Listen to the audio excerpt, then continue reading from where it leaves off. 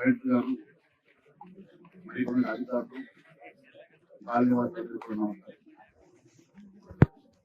గత 4 సంవత్సరాల నుంచి కాలనీలో జరుగుతున్నటువంటి వర్షాకాలంలో జరుగుతున్నటువంటి విపత్తు వల్ల ప్రతిసారి కాలనీ వాసులందరూ కూడా వారం రోజులు షెల్టర్ తీసుకునేటువంటి పరిస్థితి.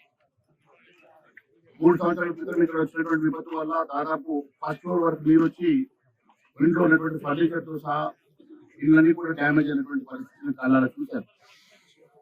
దాని తర్వాత నేను తెలిసిన అప్పుడు నేను దీన్ని చెక్ డ్యామ్ అనేది ఇష్యూ ఉన్నదని చెప్పి వీళ్ళందరూ చెప్తే దాన్ని డిమాండ్ చేయిస్తారని చెప్పి నేను గెలవగానే ఫస్ట్ వెళ్ళేసి అదే పని నేను ఆర్డర్ తీసుకుని వచ్చాను. అప్పుడు ఈఎన్సీ వాళ్ళు ఒప్పుకోలేదు. ఎందుకంటే చెక్ డ్యామ్స్ కట్టిన తర్వాత డిమాండ్ చేయడం కుదరదు అంటే అప్పుడు మంత్రి గారు మరి ముఖ్యమంత్రి గారు అందరూ మాట్లాడిన తర్వాత ఇక్కడ ఉన్నటువంటి పరిస్థితిని వివరిస్తే 1 మీటర్ వరకు డిమాలిష్ చేయడానికి పర్మిషన్ ఇచ్చారు. సరే, మీటర్ డిమాలిషన్ కోసము కాంట్రాక్టర్ వచ్చి పని మొదలు పెట్టిన తర్వాత ఆ గ్రిప్ వస్తలేదు, అక్కడ పాకులు ఉన్నది, గ్రిప్ వస్తలేదు అని చెప్పేసి వర్షాకాలం తర్వాత చేస్తానని చెప్పి నేను వెళ్ళిపోయాను.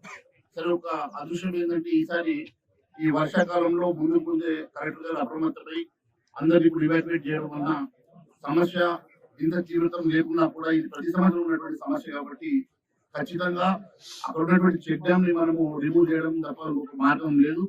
అది కాకుండా ఈ కాలనీ మధ్యలో నుంచి ఇంతకు ముందు ఒక పెద్ద నాల ఉంది. దాదాపు అది 10 నుంచి 12 మీటర్ల నాల. ఎందుకంటే నిర్మల్ చుట్టుపక్కల నుంచి వచ్చేటువంటి నీరు కానీ కంప్లీట్ ఈ ఫ్లడ్ వచ్చేటువంటి మొత్తం నీరంతా కూడా ఈ ప్రాంతం నుంచే ముందు వెళ్ళి అక్కడ కాలువలు కలుస్తుంది. అటువంటి పరిస్థితుల్లో ఇప్పుడు దాదాపు 12 మీటర్లు ఉన్నటువంటి కాలువ అప్పుడు లేఅవుట్ చేసినప్పుడు కాంట్రాక్టర్ లేకుండా అక్కడ లేఅవుట్ చేసినటువంటి వ్యక్తి దాన్ని పూర్తి చేసి 1 మీటర్కే చేసి ఇక్కడ ప్లాట్లు చేయడం వలన నీరంతా కూడా మళ్ళీ అక్కడ వచ్చే ఫ్లడ్ వాటర్ కూడా మళ్ళీ ఈ రెగ్యులర్ వచ్చేటువంటి నీరు కాకుండా కూడా ఈ నీరు కూడా ఇక్కడికి రావడం వలన ఈ రెండు కలిసి వీళ్ళకి ఇబ్బంది అయిపోయేసి మరి ఇబ్బంది ఉన్నది కాబట్టి ఖచ్చితంగా దాన్ని కూడా రిస్టోరేషన్ చేయాల్సిన అవసరం ఉన్నది.